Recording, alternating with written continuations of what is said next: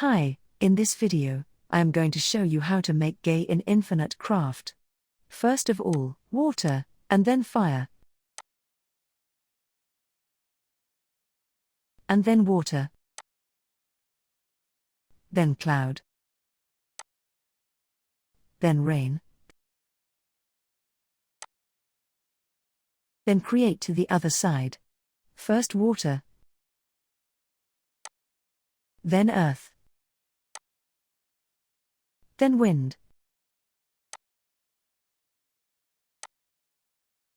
Then water. Then again water. Then wine.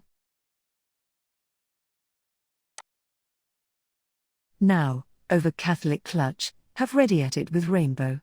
Now you can see, the gay has been ready. That's the way to create gay in Infinite Craft. If you found this video helpful, please like it, and don't forget to subscribe to this channel.